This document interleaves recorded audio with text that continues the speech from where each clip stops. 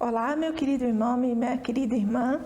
Nós vamos hoje conversar nesse nosso vídeo um pouquinho sobre a espiritualidade e a vida eucarística, sobre a espiritualidade e a Eucaristia. Vocês vão me perguntar, Vanessa, por que é importante nós conversarmos sobre esse tema? Primeiro, porque a vida eucarística é aquilo que nos alimenta mais profundamente a nossa vida espiritual. Em segundo, porque a Eucaristia, além de ser o pão dos fortes, além de ser o corpo de Cristo que nos alimenta, ela também possui diversas imagens.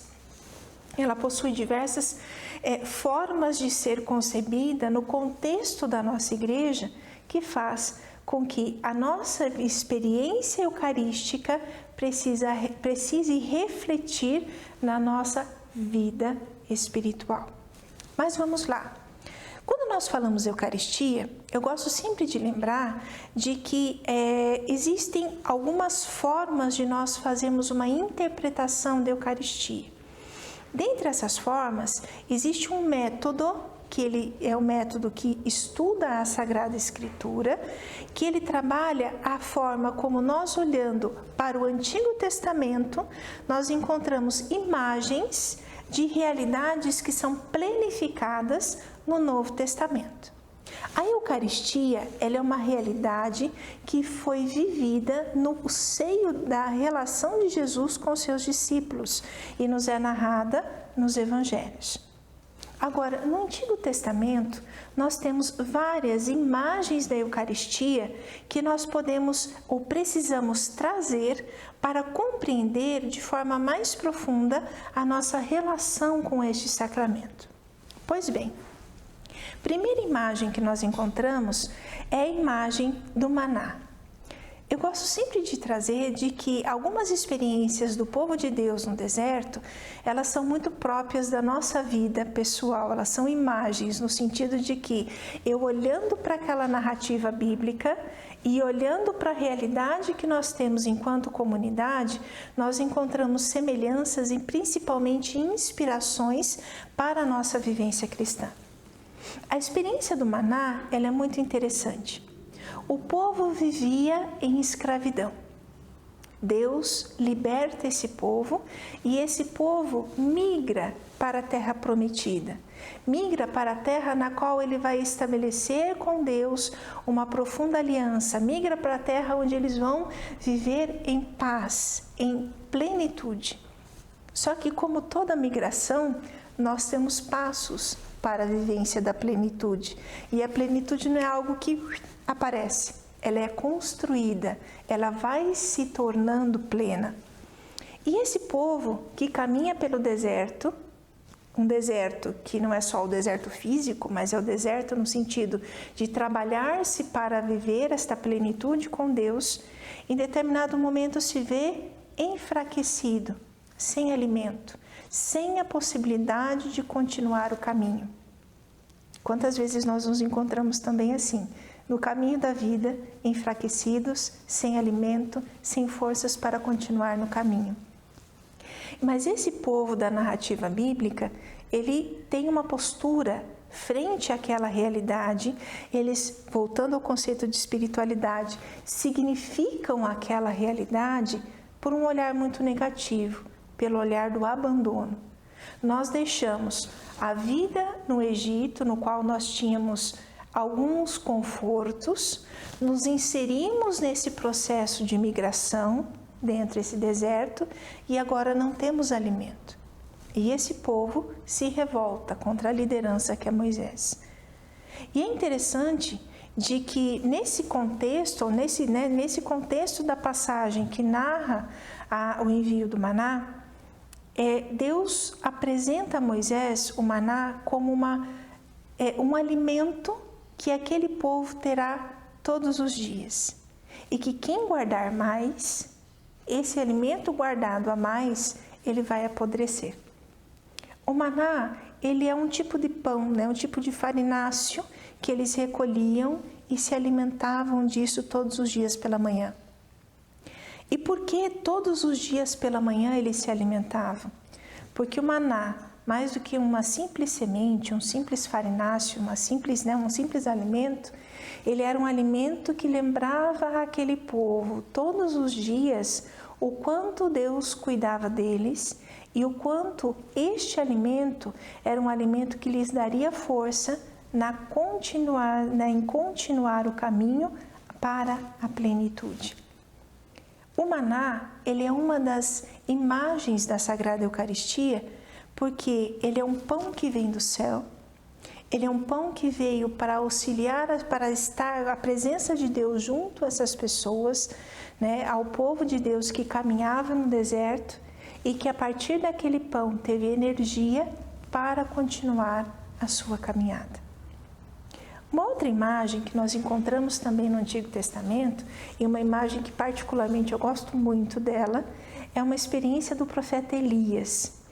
Nós sabemos que Elias foi um dos primeiros profetas, um profeta dentro do Antigo Testamento com uma importância ímpar, mas nós sabemos que em uma das passagens da vida de Elias, ele faz eu não vou usar esse termo, mas é como se fosse uma disputa com os sacerdotes de Baal, para que ele pudesse mostrar ao povo que o Deus verdadeiro não era Baal, mas era o Deus de Israel.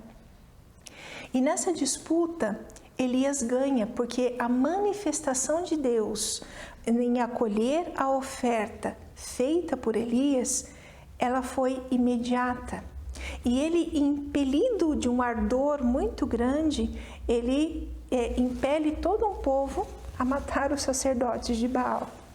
Ao final disso, ele se sente acuado, foge, e nesta fuga dele, neste caminho que ele faz também pelo deserto, ele percebe que a sua atitude não o diferenciava das outras pessoas ou dos seus pais, dos seus antepassados. Ou seja, continuava sendo uma atitude de ira, de força, de entender que ele, enquanto ser humano, podia tudo. E por isso, ele acabou desenvolvendo aquela ação junto aos sacerdotes de Baal. E nesse momento, Elias enfraquece e pede a Deus que lhe tire a vida. Porque ele percebe que todas as ações que ele teve fizeram com que ele continuasse sendo a mesma pessoa. Não fez uma promoção da vida, não ressignificou a vida. E Elias dorme. E de repente, ele tem a experiência de acordar com um pãozinho do lado. E ele escuta a palavra, levanta e come. Ele levanta e come, volta a dormir, levanta e come.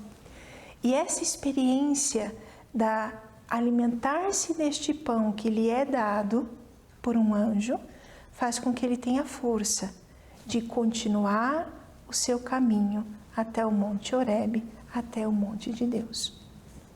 Essas duas imagens da Eucaristia presentes no Antigo Testamento, elas se remetem muito à forma como a Eucaristia ou a vivência comunitária, a vivência da experiência eucarística, fomenta a nossa vida espiritual.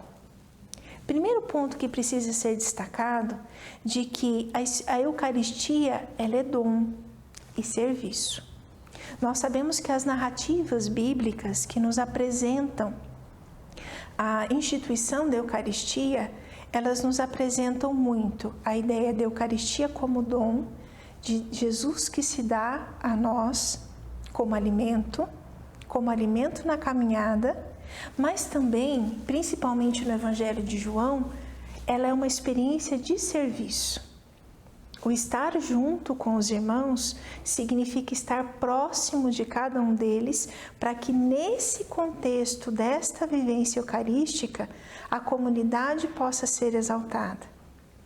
A experiência com a Eucaristia, ela não é uma experiência intimista, ela não é uma experiência da Vanessa com Jesus Eucarístico. Ela é uma experiência da comunidade na qual a Vanessa pertence com Jesus Eucarístico. E, portanto, é uma experiência de fortificação interior, de um alimento interno que faz com que nós possamos nos colocar a serviço da comunidade. E aqui, meus irmãos, nós encontramos um princípio fundamental desta vivência eucarística. Quando nós falamos da vivência eucarística, nós temos que lembrar muito uma das cartas de São Paulo, em que ele fala de que nós somos o corpo de Cristo. Na metáfora que Paulo utiliza para falar sobre o corpo de Cristo, ele fala sobre de que todos nós, de que toda a nossa comunidade, cada um de nós temos dons. Esses dons colocados a serviço, eles acabam fazendo com que nós possamos nos integrar e nos servir mutuamente. Mas é importante a gente destacar que a Igreja Corpo de Cristo é a igreja que se alimenta da Eucaristia, é uma igreja que na Eucaristia encontra o dom, a força de se colocar a serviço e principalmente viver em comunhão.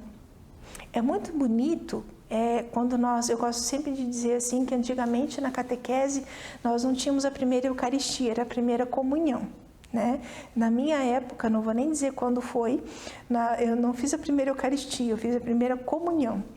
Por quê? A ideia da vivência eucarística é uma ideia de comunhão. Eu comungo com Cristo e com os irmãos. E esta vivência comunitária me impele a ir ao encontro do outro, que também é corpo de Cristo, que também pela experiência eucarística é um outro Cristo junto comigo.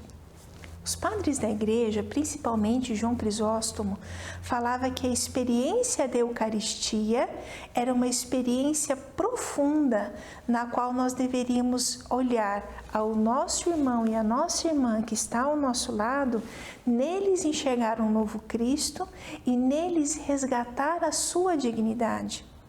São João Crisóstomo falava na sua época muito dos pobres. Pobres nós temos hoje também.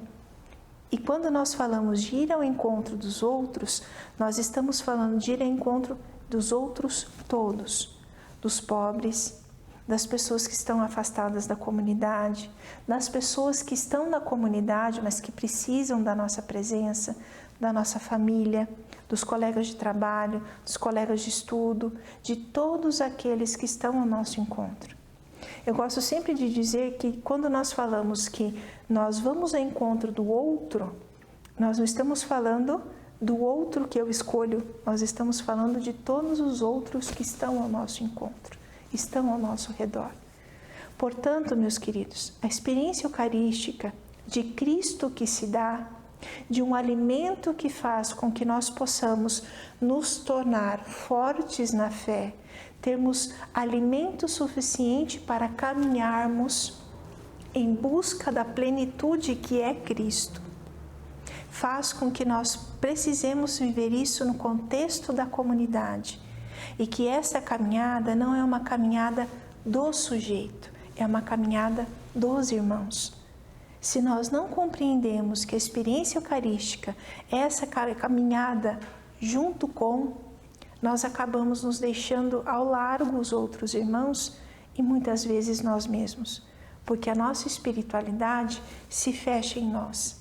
E quando nós nos fechamos em nós, nós não vivemos com os outros e para os outros, nós acabamos nos afastando do que é a própria Eucaristia, do que é o próprio sacramento do qual nós participamos, e a nossa espiritualidade é uma espiritualidade que também se fecha em nós, se esvazia e não nos ajuda a chegar até a plenitude que é Cristo. Portanto, que a nossa experiência eucarística possa ser uma experiência profunda de vivência para nós, com os outros e principalmente uma experiência profunda na qual nós consigamos ver que o caminho em busca da plenitude só é possível no contexto da comunidade eclesial.